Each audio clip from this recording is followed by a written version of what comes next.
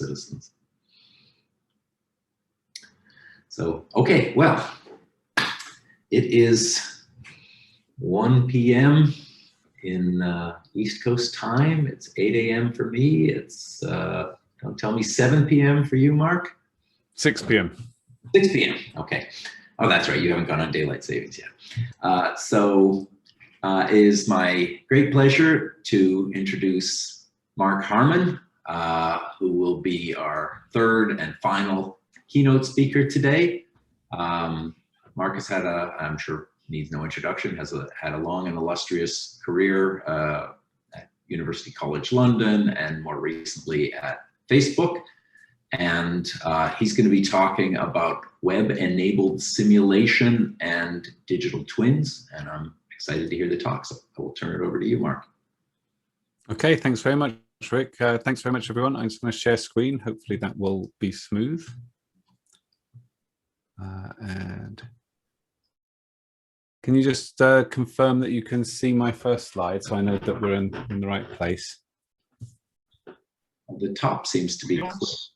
Oh, yeah, so it is. Hope that doesn't persist because there's not a lot I can do about it. But yeah, okay. So hello, everyone. A window? Yeah, I don't think I can move it. So okay. I don't think there's much I can do about that. Yeah, I'm not sure. Actually, no, it's a problem with the slide. I just realized. It's not a problem with Zoom. It's my slide. Okay. Anyway, there we go. So dub, yes. And the thing that's above that, it says dub, WW, a digital twin of dub. And the digital twin's off the top of the screen there. So yeah, I'm Mark Harmon. I'm currently at Facebook. I'm part-time at UCL now. And in this talk, I'm going to be telling you about the work that the team in London that I'm part of has been doing on a project called Dub. It's called Dub because it's a cut down version of Dub. And it's a digital twin of Dub. So I should stress that the talk is actually the work of the whole team.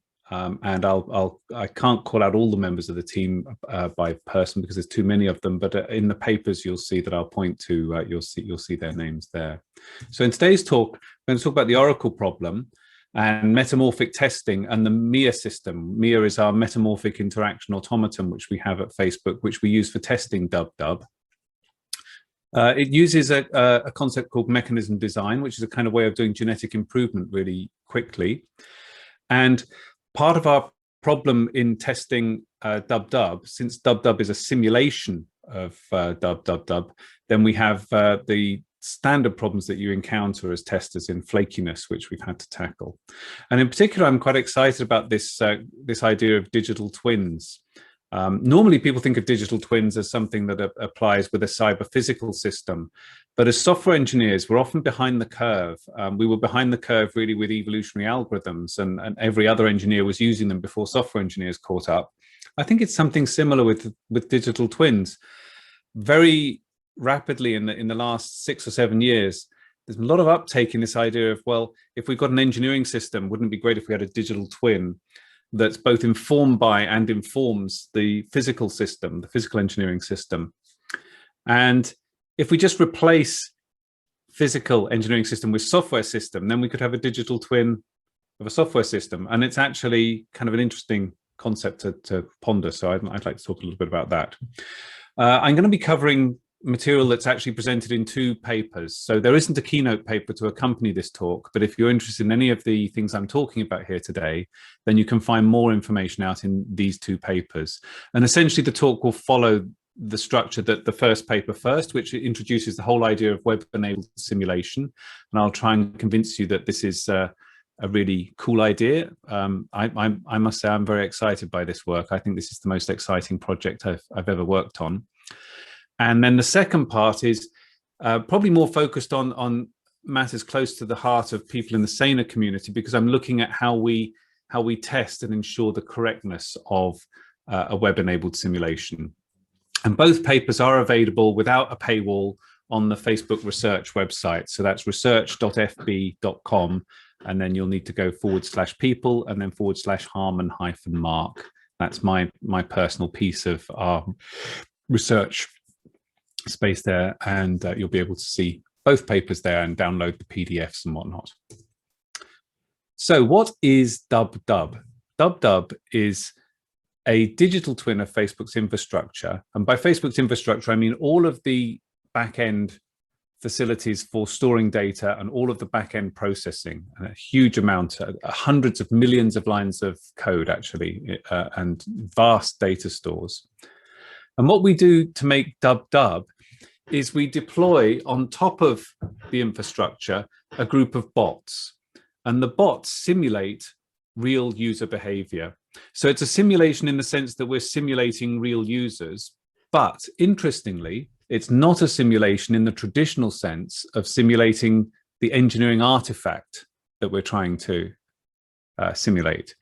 So the bots that we deploy perform actions on the real Facebook infrastructure, and when they make observations on the real infrastructure. So when one of our bots posts a message to another bot, it goes through exactly the same code stack as when you would post a message on Messenger to a friend of yours. So this is interesting because it means that we're doing simulation and we're simulating users, but we're not simulating the engineering artifact. So it's not like Boeing simulating an engine. We're simulating only the users. And this gives us a tremendous amount of potential for realism in the simulation that's not available to traditional engineers. A traditional engineer in a physical engineering material would have to first of all make a physics and mathematical model of reality. Then they would have to build a software system to simulate that. And then if they also had users of that system, they would have to simulate user behaviors. So for example, if Waymo, for example, is simulating automated vehicles, they will have to simulate what the driver might do, what other drivers might do. They'll also have to simulate the physical properties of the vehicle and the environment. But we don't have that problem with DubDub because we're actually operating on the direct infrastructure. So the reason we're doing this is because we want to understand how to build an infrastructure that promotes all of the good things that you can get from social interactions, from social media, from building communities, from sharing messages and connecting with people, but at the same time, trying to make it harder for people who would misuse our infrastructure for achieving bad actions. So the way we do that is we train our bots to simulate bad behavior and to simulate good behavior. And then that allows us to search the space of possible product improvements. All the interactions that happen between our bots are restricted just to bots. So although it's on the real infrastructure, they are completely isolated from production. And the material I'm going to present on this is covered in this paper, WES, Agent-Based User Interaction Simulation on Real Infrastructure. And this is essentially a position paper that sets out the research agenda for our project DubDub at Facebook and our concept of web-enabled simulation. We had a funding call, which we launched last year. We funded, I think, 8 projects which have started on web-enabled simulation. And there will be another funding call this year for research projects in this area. So look out for that. It will be launched this year, and hopefully there'll be one next year as well. And the idea is that we will gradually ratchet up the amount of funding in this area as well. So do look out for that. So when we talk about harmful behavior, the kinds of things I mean are one user can try and use the social network to find and scam another user, or they can spam. They can, and a lot of these behaviors involve crawling, using the social network to crawl. And what I want to introduce you is the idea that we would prefer if we can prevent this behavior rather than merely detecting it and then jumping on it afterwards. So there's an interesting interplay here between prevention versus detection. And I want to illustrate this with an analogy. Suppose it's a lovely day and it's spring. You're really enjoying the sunshine and you're driving along happily in your camper van. Really happy. And then suddenly a car zooms past, nearly knocks you off the road. Well, when you're faced with somebody who's speeding in that way, in the UK, we have 2 approaches. We have a detection approach and we have a prevention approach. The detection approach is to deploy cameras on the roads to try and catch people who are speeding. The cameras are actually painted bright yellow in the UK, and that's because although it's a detection technology, we already recognize that it would be better if it would prevent people from speeding, because once you've taken a photo of someone speeding, it's too late to stop them. The prevention technology is to impose speed bumps in the road. The problem with that is that the speed bumps don't actually prevent that behavior. They make it harder, but they also inhibit normal behavior and they damage the cars. So they're not very popular with drivers.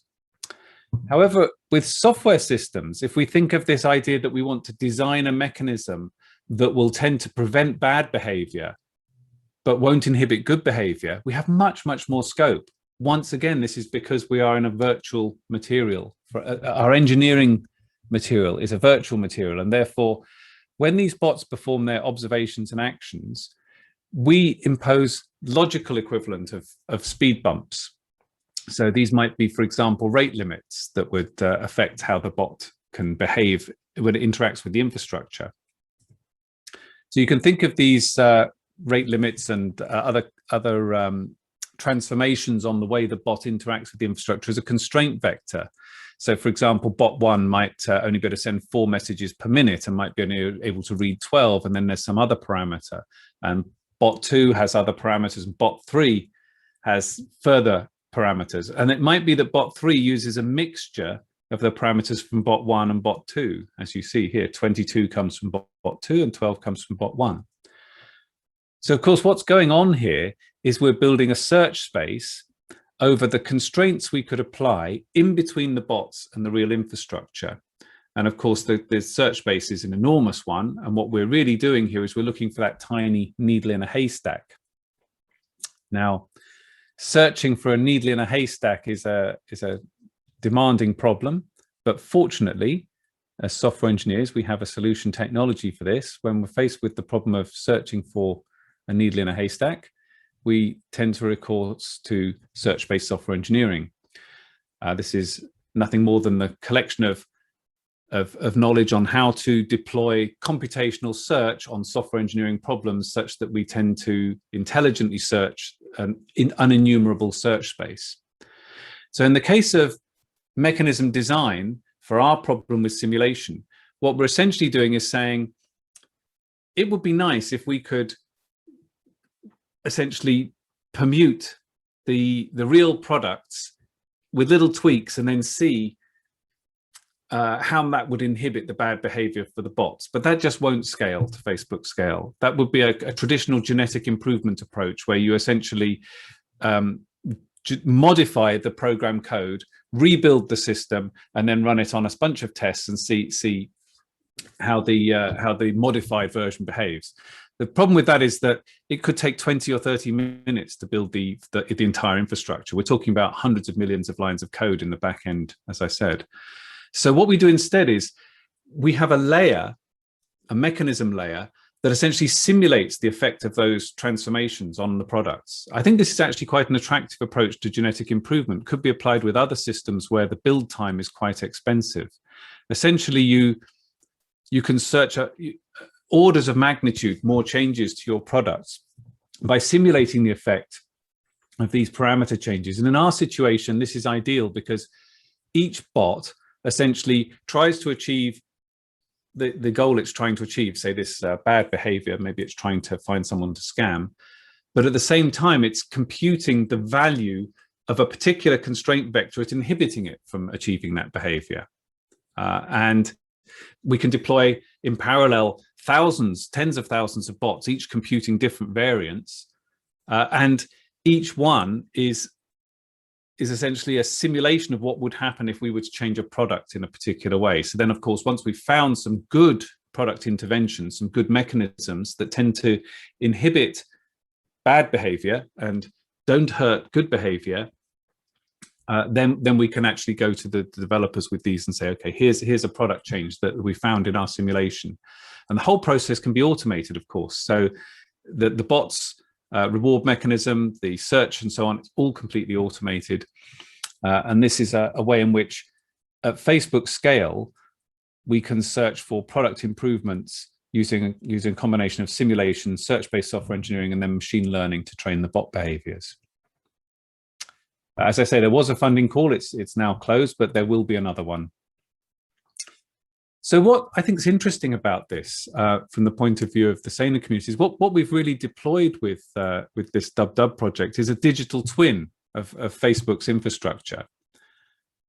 But there could be lots of other digital twins where essentially the twin is a twin of a software system rather than a twin of a physical system.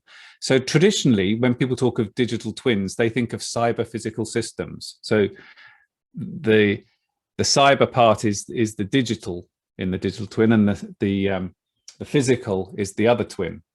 But what if we had a cyber digital twin? Why not? Maybe you could think of a test system as being a cyber twin of the system under test. And then instead of thinking of testing as just a phase of the software lifecycle, it becomes something that continually happens, and the test infrastructure is building and maintaining its own model, its own simulation, if you will, of what the system under test is doing, updating that by testing the system, and possibly even improving the system in response to tests. So ultimately, automated program repair, certainly the kinds that are search-based and guided by testing, could be thought of as being deployed continually as a digital twin of the system that they're testing. Similarly, back in the day in this community, there was a very exciting project called the Maintainer's Assistant. And the idea was that, well, what if we could make an assistant to the software maintainer who would, the assistant would be an automated system and would provide guidance. With the idea of digital twins, we could make that a much more elaborate approach, where there's actually a member of the team who is able to build their own model of the system that's being maintained and intervene in that. So this is, I think, the way we're evolving in the SANA community, in the idea of bots interacting as part of continuous integration. And certainly the work we've done at Facebook in deploying techniques like Infer and Sapiens, which are test technologies and source code analysis technologies, is to think of them as bots that interact with other developers and are able to perform simple tasks on the code themselves. And as that evolves and those tasks get more complicated, you can imagine that the bots would actually need to maintain some kind of model, and that model gradually would become essentially a simulation. And you could also imagine that reverse engineering would be a digital twin kind of behavior. So maybe systems, instead of periodically undergoing reverse engineering, could be continually being reverse engineered, a co-evolution of the system. I haven't got time to go into this in this talk, but what really fascinates me is the idea that actually with a cyber physical digital twin, it's very obvious which is the real engineering material. If I deploy a cyber physical digital twin into a car, the car is the real thing and the software is just tuning the engine, say. But if we have a cyber digital twin, then you could imagine a situation where it really is a genuine twin. After a while, it could become unclear which one is the real system and which one is the twin. And you could imagine having a situation where a twin could replace the system that it was twinning. You could also, because it's cyber, it actually has the potential to go with an infinite regress. So you could have the cyber twin having its own twin, and then that twin having a twin, and so on. So you can have a hierarchy. This might sound a bit far-fetched, but actually we found that exactly this hierarchical approach to simulation has worked very well at Facebook in our deployment of web-enabled simulation. So we actually, once again, I don't have time to go into this in this talk, but we do have several layers of simulation where we simulate our own simulation, and that simulates the simulation. You think, well, why would you do that? And it's all to do with the classic engineering trade-off between precision and speed.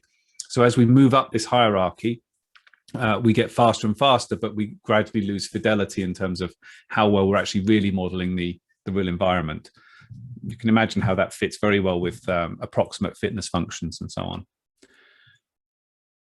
So what I've talked about so far isn't very SANA-like, because it's all about simulation. I will try and convince you that simulation is a very, very important problem and one that's overlooked. But I feel like it would only be fair if I spend the rest of my talk focusing on something that's a little bit more close to home for this community. And that is, how do we test these systems? So this brings us to the Oracle problem. And the Oracle problem is, if we knew what it was that the system under test should do, we wouldn't need to test it in the first place. If we had an automated way to determine what the right answer should be for any given possible input, that would be as good as the system itself. In fact, better, because it would be correct. So how do we test a system when we don't have an oracle? A solution that was widely believed in as the only way forward in the 1970s was to write a formal mathematical specification. More recently, as we realized that software engineering really is an engineering discipline and not just a branch of logic, we started to realize that maybe we ought to build models and maybe use the models as a reference. And we always have had an implicit oracle. So for example, in our case, with the crawler, we have an implicit oracle that the crawler shouldn't crash. I mean, you know, so crashing is clearly not desired behavior. And so implicitly, there are some things we know shouldn't happen. And we use this a lot when we deployed Sapiens at Facebook. So we used an implicit oracle that, for example, the app shouldn't go out of memory. It shouldn't app not responding, various other kinds of, it shouldn't crash, obviously. So even when there's no oracle, there's certain behaviors you know shouldn't happen.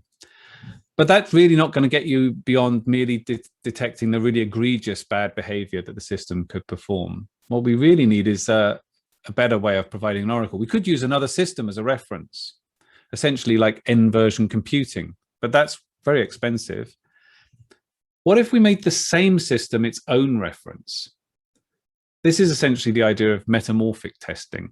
So the idea is, rather than running a test and having an oracle tell you what the output is, you run a pair of tests or maybe more, and you say, well, if the response to this input is that output, then the response to some other related input must be some related output. Let me illustrate. Many people who are watching this are probably very familiar with metamorphic testing, but for those who aren't, let's just do a quick handshake. So a metamorphic relation is a relation between two or more executions of a system under test. If you imagine you are building the sine function and you're building it for the first time and you don't have a reference implementation of sine, or maybe you do have a reference implementation, but it has a different precision, so you still don't know what the correct answer should be for your new hyper-precise sine function. Then if you're computing that, you might say, what should the output be for sine of 2.36? Trouble is, no idea. But suppose I've implemented the function and suppose the output from sine x for some given x is y, then what should the output be for sine 2 pi plus x? Well, that's known. I know that even without knowing what the precise number is. I know that it should be the same, right? So if we now think of this in terms of our bots, suppose we have a bot that does a trajectory and a crawl over the social network, starting with a user ID. So it's got a start user ID, which is like its initial state. That's where I'm looking on the social network. I do a trajectory. And I say, well, what should the bot trajectory be if I start on user number 7532215? And the answer is the same as what should sine be for sine 3.16592? We don't know. But suppose I have a rate limit, one of those speed bumps that's saying, well, actually, the maximum number of friends that's visible to you at any stage in your search is now going to be constrained to be 1. And suppose the input for a badly behaving bot that's trying to achieve a bad goal, starting at that initial state, 7532215, is this trajectory here. I won't try and read it out, but the trajectory you see there. So now what should the output be for a good bot that starts in the same starting state, but with the same constraint? The interesting thing is, that's an example of a metamorphic relation on our simulation.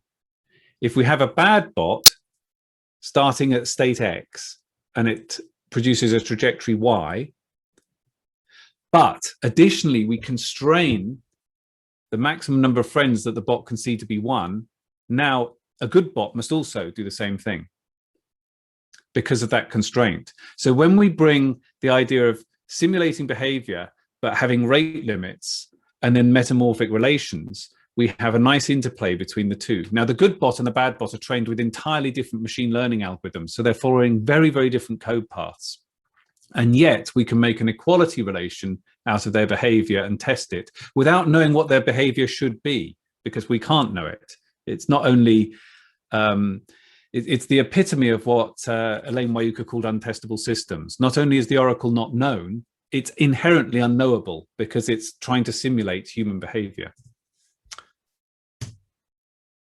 So metamorphic testing is an idea that's been around for a long time. There's a wonderful survey in TSE by Gordon Fraser and his colleagues, and it shows that the number of papers in this area has been rising quadratically. There have been a number of fantastic contributions intellectually along the way, and metamorphic testing has been applied to all sorts of different techniques.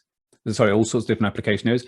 Most of the papers, more than just a little over half, are essentially case studies, and the split of application areas does include things like machine learning and simulation, which is what we've applied it to. The number of metamorphic relations in the research papers is relatively small. So more than half have fewer than 10. Okay, the numbers in the square brackets, they're at the interval of the number of metamorphic relations introduced in the paper. And then the percentage is the number of papers that have a number of metamorphic relations in that interval. So you can see 24% have between 1 and 4 metamorphic relations, and 39% between 5 and 9. And the particular programs to which the metamorphic relations are applied are roughly split 50-50 between research problems and real world programs. And you can see a growth there. And the kind of faults mostly are artificial faults being considered so far in the literature, although both real faults and artificial faults are being considered in increasing numbers. So after 22 years of research on metamorphic testing, we're now in a position to say that this technology, which I think has always been very promising, has finally been deployed in practice at scale in industry. In fact, it's like London buses. You wait a long time for one to come along, and then 2 come along at once. Because actually in this last year, both Facebook and Google deployed metamorphic testing in production. And Google's system was headed up by a team that came from a startup out of Imperial College. And they applied metamorphic testing on a graphics system, and they use it to test third-party software. At Facebook, our metamorphic testing system is used to test DubDub, our web-enabled simulation platform, and it's the first one that's been deployed actually directly into continuous integration. So we have a paper about this. It's going to appear in the what's it called, SEEP, the Software Experience and Industrial Practice, I think it stands for TRAC, at ICSE. And it's publicly available on the Facebook website already, and it reports on MIA, our Metamorphic Interaction Automaton. So the important thing to note about MIA is that we're talking about hundreds of millions of lines of code being tested here. And we have the problem of flakiness because we're testing on a web-enabled simulation. So it's inherently very flaky. And also we have the unknowable oracle problem, which is the most pernicious of all oracle problems you can imagine. But we've found that using this hierarchy of simulations, so in particular, we have an offline mode where we capture entire cities and pre-compute all of the values we need for those, so that we can then simulate them much faster with a small loss in precision. And by using this offline mode, we were able to reduce the flakiness that we would get by running online on the social graph as it's changing. So this reduced flakiness dramatically. And we give a report of our experience of deploying metamorphic testing at scale. In the next 10 or 15 minutes, I'd like to just give you a little bit of a brief tour over this paper to tell you what you might find in it, and try and encourage you to read it. So first of all, you might ask, well, why would you care about simulation? It's not really that interesting, just a tiny little detail of, like one kind of software system. Why is simulation so important? Actually, I want to convince you that simulation is the most important application of software, bar none, and that tackling the validity of simulations is actually the most pressing problem that software engineers face today. And you might think that's an overclaim, but think about this. Our knowledge of climate change is entirely based on simulations. Weather prediction was one of the first simulations we use, and now people rely on it regularly. Traffic safety is increasingly governed by simulation. And in fact, the government response to pandemics like COVID-19 is also entirely steered by simulation. In fact, the reason in my country right now we're in lockdown is precisely because of the predictions of a simulation. And this isn't something that's just the flash in the pan. Simulation is going to become increasingly important. And as you can see from these application areas, it's affecting everything from government decisions that we make about how we respond to pandemics, but also how we tackle the biggest challenges facing humanity and affect all the species on the planet, including our own. And it increasingly affects everything, including economics, traffic and weather and climate change, as I've mentioned. So I think that the problem is a lot of the simulation technologies we're using are not built with tremendous understanding of software engineering principles and background. Why would they be? Because as software engineers, we've paid scant attention to this area over the years. There's not a track that's ICSE or FSE or SANA, for that matter, on simulation. As software engineers, we're kind of vaguely aware that this is going on, but we're not really applying our techniques to the existing open source simulation systems out there. And I think we should be. I think this is going to be the most important challenge for software engineers in our lifetime. So in our case, our rather modest simulation, by comparison with things like climate change and COVID prediction, is a simulation of Facebook's web infrastructure. That still gives us opportunities to tackle some of the interesting questions that apply elsewhere. So we're applying our techniques to a web-enabled simulation. What we mean by that is it's a simulator of behavior of communities on a software platform, and in this case, Facebook. So it is tackling a simulation of approximately a third of humanity at this point. And it's essentially a multi-agent system, as you'd expect. And we have this mechanism design component, which we talk about in the paper. So this is essentially inspired by economic game theory. The idea is to search for mechanisms that will tend to promote the behavior you want and not the behaviors you don't. And it's based partly on work on automated repair. And you can think of it as a kind of genetic improvement. The interesting thing about the genetic improvement thing is that our bots are traversing the social graph. And we have multiple bots traversing the DubDub platform, simulating these harmful and non-harmful behaviors. And the bots can have personas. So a bot can be a 50-something bot, or a bot can be a bot that lives in California or in London. So bots have personas just like real users do. And we have these different modes, as I mentioned. So we have online, which is where we essentially testing on the real infrastructure in production online. So when things are changing, for example, machine learning classifiers are changing in real time. In online mode, the bots are responding to those real changes. But in offline mode, we freeze a freeze frame of the online so that we can run much faster and also with much less flakiness. And we also have synthetic modes where we build entirely synthetic graphs rather than the real graph, but that have similar statistical properties to the real graph. Now, we do have a problem with flakiness, and this flakiness can come from three causes. One is that the real world itself changes. So in any software system that's where you're testing a web-based system, you're connected to the internet and everything's changing under your feet because the real world is changing and you're modeling it.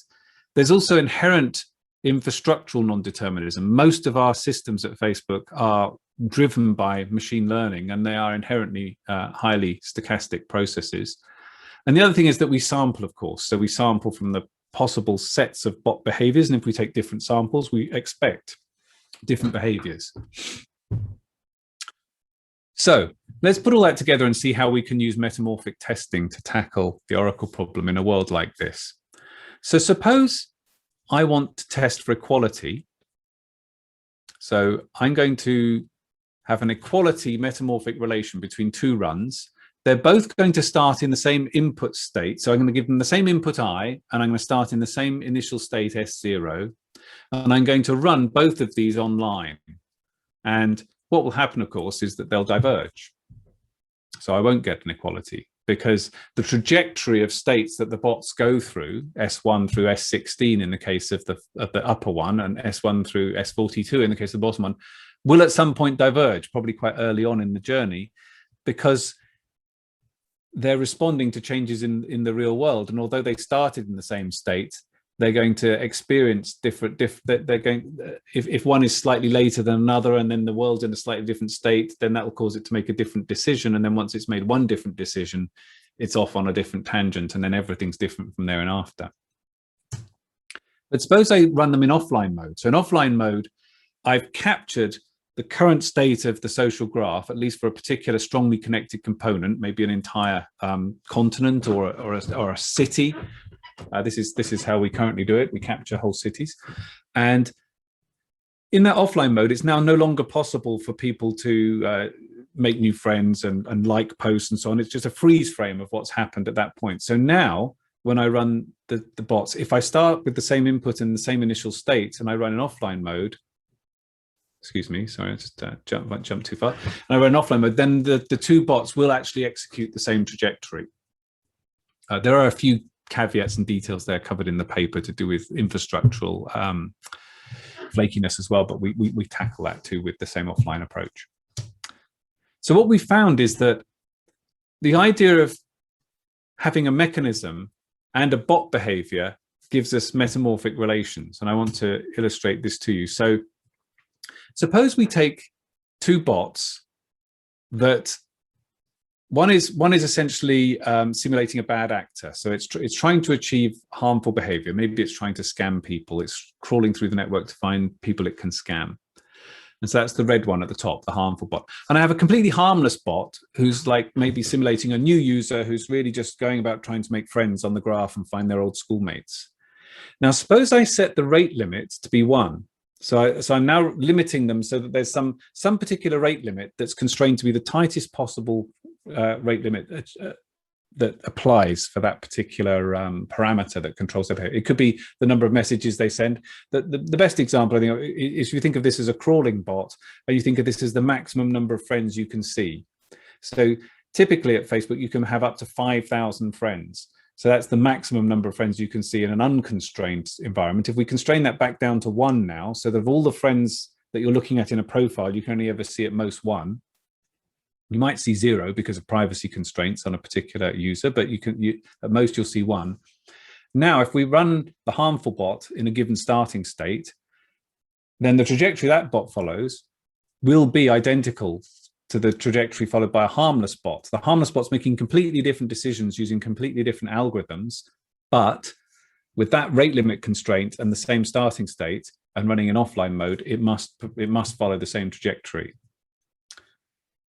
So this is the cornerstone of our idea of using metamorphic testing in our simulation environment. And in the paper, we discuss how the very simple mathematical underpinning allows us to show that actually we can generalize metamorphic relations. This is trivial, by the way. It's not, I'm not making a big claim here. Like, it's obvious that you don't have to just have 2 runs. You can have arbitrarily many runs. But the interesting thing is, when the number of runs is 1, that degenerates to traditional end-to-end testing. And furthermore, and perhaps more interestingly for this community, is if you think about traditional metamorphic testing as being when n is 2, so this is a pairwise comparison. What's regression testing? Well, regression testing is also where n is 2, but it's just that one version, instead of testing the current version with 2 different inputs, you're comparing the old version with the current version with the same input, but it's still a metamorphic test. So we use all of these properties in our MIA system that we talk about in the paper. The first is that we don't have to constrain ourselves to just testing, comparing pairwise metamorphic relations. We can have ternary or arbitrary many runs. And the other is that we do traditional end-to-end testing as a special case of metamorphic testing. And finally, we also deploy regression testing. And regression testing is just a special case of metamorphic testing. So our single system MIA, metamorphic interaction automaton, is able to do end-to-end testing, regression testing, and what scientifically we think of as metamorphic testing, and can do it for arbitrary numbers of arbitrary arity relations. So let me give you an example of a ternary relation. There's an interesting transitive property that applies in our world. Suppose I have 3 rate limits now, so A, B, and C, and I've got 3 bots, arbitrary bots, and I start them in the same starting state, S0. Now, suppose that these rate limits are so constructed that A is a subset of B is a subset of C. What I mean by that is, think of the rate limits as being a constraint on the kinds of behaviors you can do, the kinds of actions you can do. And C is the most permissive.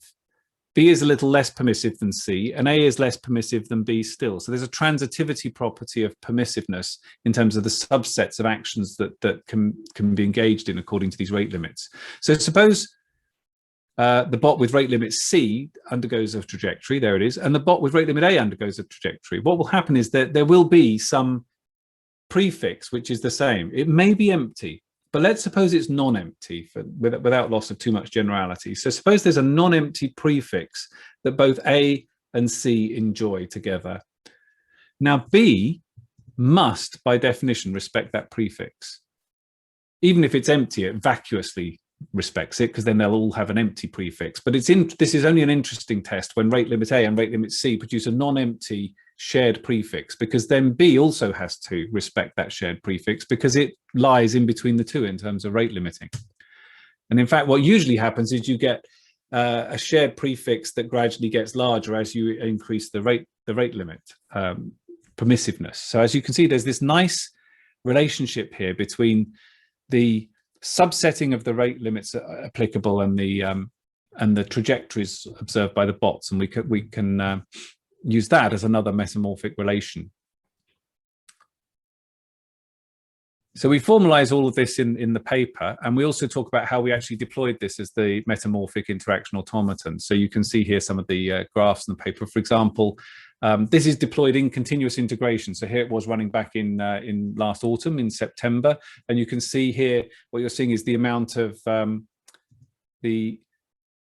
I think you're seeing the execution time, I think there. I think that was the idea. I think it's the execution time. Anyway, the point was that we were able to run a non-trivial set of metamorphic tests and regression tests on every single change to the system within, I think it was 20 minutes. The details are in the paper. And here's how it looks to a developer. So a developer will be in the continuous integration system, and they'll get results from the regression tests and from the metamorphic test suite. And if one of them fails, for example, here's an example of a warning there where the regression test has failed, and they'll get a link that you can click on to find all the details.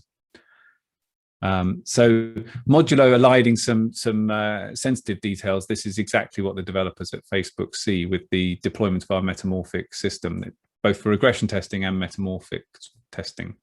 And those same examples I've been talking to you about are also covered in the paper. And here's one more I wanted to just focus in on. This is interesting because it relates to the idea that a bot can have a persona.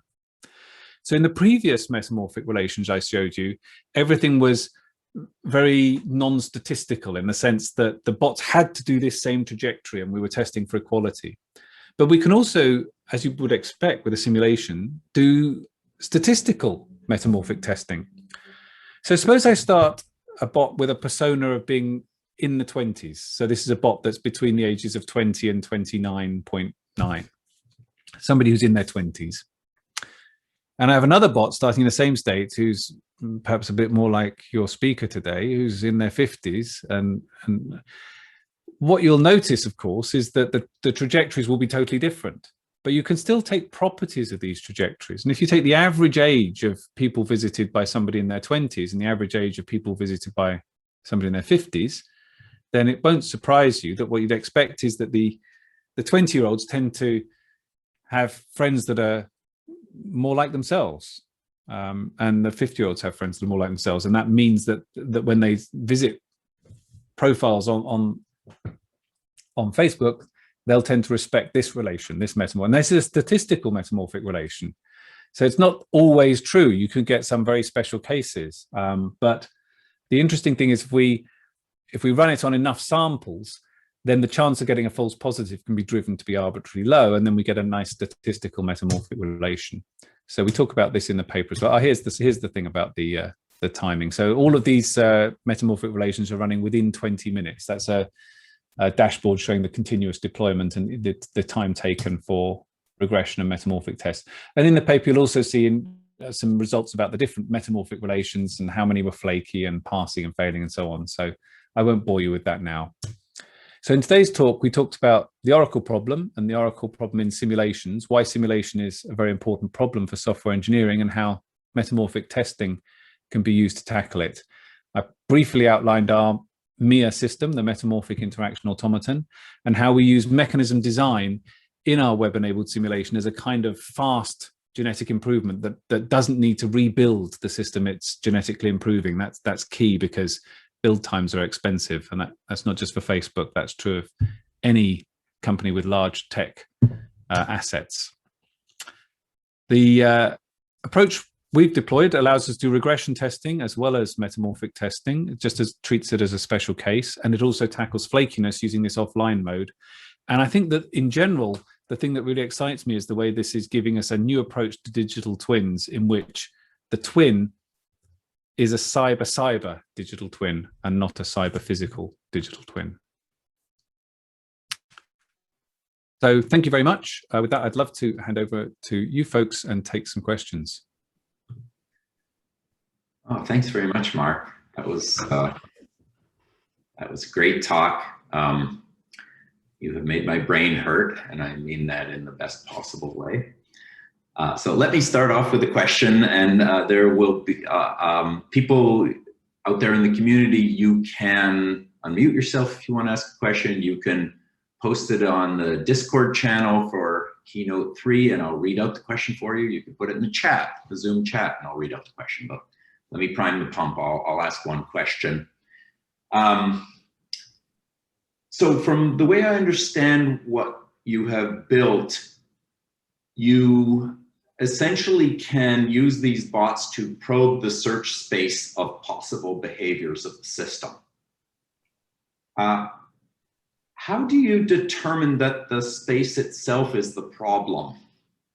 So I'm thinking now in terms of how do you give feedback that there is something about the system itself that needs to be changed, rather than exploring a possible parameter within the space of what's already possible in the system? Does that make sense? Well, so first of all, we can only explore the parameters that we expose. So that's one limitation. So with traditional genetic improvement, you can range over anything in the code and change it. But at our scale, that just isn't scalable. So we do have to at least constrain our search space to be those things which we agree are going to be tunable parameters, essentially, that we're going to change. That still gives us a tremendous amount of scope. And usually our developers have an idea for the kinds of things they want to do to tackle particular kinds of bad behavior. There's all sorts of, any kind of harmful behavior that humans can do to each other, they can do to each other online, sadly. And we have whole teams that deal with each of these, and they already have lots of ideas. So their problem is not that they don't know what the space should be. Their problem is that the space is still very large, and there's complex interactions between all the different things they could try. And it's just beyond the wit of anybody to think that space is far too large to enumerate. And it's also impossible to predict a priori what some of these interactions will be. So this is exactly what search-based software engineering is good at, a large, unenumerable space where you can try and intelligently sample from that. And so you're right that we can only sample from the space we predetermine is the space we're interested in. And that's a whole interesting topic in itself. And we can also only model our fitness that depends on how good our bots are at modeling real behavior. But we've got good news there, because we've got a tremendous amount of real behavior on which to train the bots. So, and just to follow up to that, and then I'll turn it open to everyone else, because lots of other people want to ask questions, do you also use this to simulate something like a DDoS attack, or is this purely looking at social behaviors? So what you're saying there really is, yeah, there's lots of different kinds of bad behavior. Some are social, some are constructed by humans, but some are constructed by humans using scripts. So a DDoS attack would be like, it's an automated scripted attack, but it's still something that we can simulate, and we can try and find mechanisms to tackle it. So yes, that's the nice thing. The fantastic thing about this whole project is that really, if you think about it, everything that we do can be simulated, because we are a software company. And it makes sense to simulate it furthermore. And the outcomes of those simulations can directly impact the products, because the products are all software too. Whereas, if we simulate, there's an apocryphal story about how when one of the aircraft manufacturers simulated engines and used evolutionary algorithms to evolve better engine design, they were astonished to find they'd got an engine design that could generate fuel. And all that happened was the algorithm very quickly realized that if it flew the plane backwards, the equations ran backwards, and there was a bug in the simulation that essentially allowed it to generate fuel. So they just turned the plane around, flew it backwards. There's another similar example where a warship battle scenario, an evolutionary algorithm found a solution where it would just scuttle its entire fleet overnight, because it discovered that it was rewarded with a brand new fleet the next morning. So that was another bug in the simulation system. Essentially, every kind of optimization that's applied to physical engineering is applied to is search-based software engineering, because it's applied to a simulation. The big difference for us is, although it's a simulation of the software system, and therefore we're not deceived. We don't get these, it's on the real system. You can't fly the plane backwards. You can't, so yes, it's true that we have to choose our constraints, but we're in a world where this is a very real simulation because it's on a real software system. Thank you. So here's a question from Serge de Meyer. I'm one of the few software engineers. Serge, you want to ask your question yourself? I see you're online. Yeah, I think it's better. Yeah, Mark, thanks for the presentation. And I do agree with you. We should, as software engineers, connect with this whole simulation world, because I talk with these people and they have this thing like the simulation, they trust it so much that they don't see all the threats to validity you can have there. I'm also one of those working on real cyber physical systems, and one of the things we have there in the community is the discussion whether it's a digital twin or a digital shadow. And a digital shadow means that the information only flows from the real system into the model, while if it's a digital twin, it's actually a causal connection. If you change something in the model, it automatically transforms to the digital twin and vice versa. Now, what I think you described here in this MEA thing, I think it's a digital shadow and not really a digital twin. So I'm asking, is it really? That's a very interesting question. So I guess it's a shadow if, suppose the way in which the model influences the real system is through humans, like humans make decisions and then humans do different things, then presumably you'd still call that a shadow, would you? Because it's not automatically updating. The twin isn't autonomously deciding to update the real system. Yeah. The reason is that correct terminologically, though, just before I answer? Yeah, I would think so, yeah. Yeah, so you're correct. What we currently have is a digital shadow, but what we'll evolve towards might become a digital twin. Yeah, so and that makes it important. Automated repair, right? Like automated repair at the moment goes through a human. In fact, when we deployed SatFix at Facebook, the developer was the last piece of the chain, right? So automatically found tests, that automatically found bugs, that automatically got repaired, but the developer was still the last piece of the loop. So that would still be a shadow in your sense. But there's no reason once you start trusting these systems more, and when time becomes even more critical, that last shadow piece couldn't become a twin. Yeah, the reason why this is so important is because if you talk about these real-time systems, they also talk about digital twins being faster than real-time or slower than real-time. And when you want to make predictions, then you actually want to be faster than real-time. And the way you phrase it with this being cyber and cyber, this opens a kind of mind-blowing experience, which this is a very interesting philosophical debate to have. Thanks. I'm glad you find it interesting. I must say, I do think that there is some real potential here for cyber digital twin research, because we're software engineers and our engineering material is different to everybody else's, and we often it's so obvious to us that that's the case that we don't often think about what that means, and I think that's why we were slow on the uptake with evolutionary algorithms compared to other engineers, like chemical engineers and mechanical engineers, who all used evolutionary algorithms way before software engineers did, which is ironic, really. And I think the same thing could happen here. Yeah. Okay, thanks. I will leave it to the Thanks for your question, Sergey. Yeah. Question from Moataz. Dr. Mark, thank you for your great presentation. I would like to know how to evaluate the solutions you find after the genetic improvement, how solutions are evaluated.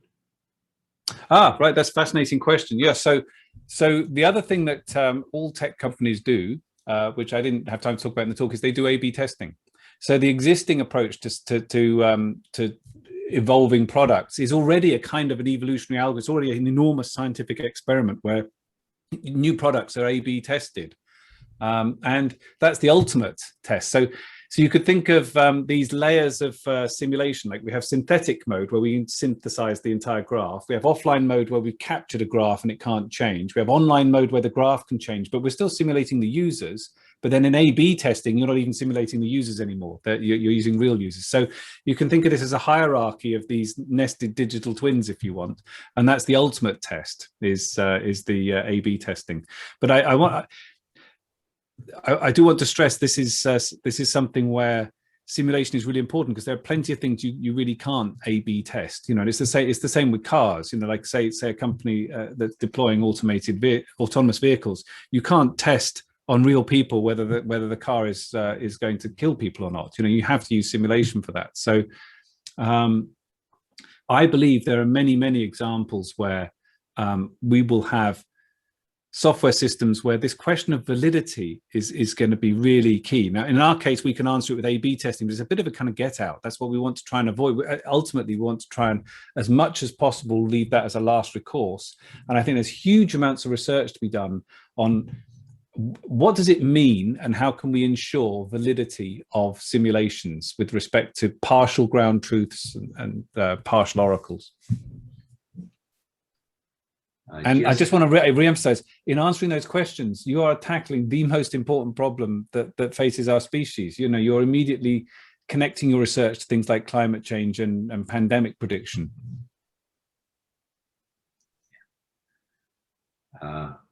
Jess, do you want to ask the question yourself? Yeah. Sure. Thank you, Rick. And Mark, that's a great talk. And thank you for giving us this wonderful talk.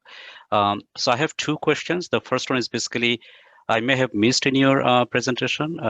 So are you defining a good bot versus bad bot beforehand, before you're assigning all the states, or are you specifying harmful behaviors and which you're expecting that could be observed in any bot at any given time? That's a great question. Yeah, the answer is yes. It's the behavior that's harmful rather than the bot being good or bad. But the way that pans out in our experiment, we essentially have a bi-objective optimization problem where the two objectives are in conflict with each other.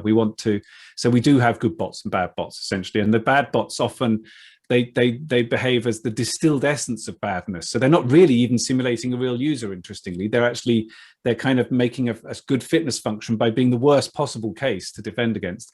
Whereas the normal users do have to actually try and cover a multitude of normality behaviors. And then bad bots essentially are instantiated for each kind of harmful behavior that we're interested in. And then you get this multi-objective optimization because, of course, the easiest set of constraints that would stop bad behavior is to shut down the platform. Right? You just find the constraints that stop anybody doing anything. So that's why you need the good bots to tension against that. Say, well, all the people trying to make friends should still be able to make friends and find their friends, all these normal things, right? And the interesting thing is what we're finding is that although the bad behavior uses the same platform, it's misusing it. It's using it in ways it wasn't designed, and it's kind of inherently, therefore, anomalous kind of behavior. And therefore, the wonderful thing is we can find those speed humps that will tend to inhibit bad behavior without having any impact on normal behavior. So it's not like speed humps in the physical engineering material where they always have some impact on real users. Like, anyone who's driven along on a normal road with speed humps in knows that. But in software, when people are trying to misuse your software, they're using it in a way it wasn't designed. What I think of is like, the interesting thing for us as software engineers, we don't have to be agnostic about how our tools are used. If I build a spade and I make it sharper, it could be better for gardening or it could be better for cutting someone's head off. And I can't, as a spade designer, really control for that. But as a software designer, our engineering material is so much richer, and the kind of products we produce so much more complicated, that we can, it's almost like a fractal landscape where we can interpolate along that and find exactly the places where bad, and stop. as I say, we don't have to be agnostic about how our systems are used. We can try and search for designs that will make it harder for people to use them in bad ways. And I think this is a really, really exciting thing that makes software engineering different. I totally agree with you. I'll just add one more question over there. I mean, you spoke about multi-object optimization over there, and so I mean, when we define a harmful behavior, and because there are a number of states, I mean, those are the states where a harmful behavior can propagate over multiple states. Number one. Number two is that you can have sequence of states that may define a harmful behavior, not just one state. Are you tackling that problem there as well? Yeah, so a harmful behavior is we use a combination of techniques, imitation learning, reinforcement learning, and rule-based approaches. And essentially, the harmful bots, every decision they make, as I say, we have these distilled essence of harmful ones, and every decision they make is like trained to be the epitome of the harmful behavior. But then we have ways of dialing that back so they can, because most even the most egregiously bad people, they actually still do use the platform in normal ways too. So we have ways of making their harm. We have the ways of kind of dialing back these harmful bots to make them less harmful. But actually, modeling the harmful behavior is not that tricky a problem. Modeling normal behavior is much more of a challenge. There's just such a bigger surface of behaviors. So trying to capture normality is a much harder problem than trying to capture these particularly harmful behaviors, as it turns out. That's wonderful. Thank you, Mark, for the insightful answer. Thanks. So we're starting to encroach in the next session, but let me use a couple minutes of the next session for one final question, because people have been waiting patiently. So this is from Ashkan Sami. Thank you for the nice presentation. I may miss when you talked about how you abstract the system, how you choose which parts you have simplified in the simulation in comparison with the real system. Great question, thanks. I'm sorry my answers are so long, so you haven't got any questions in.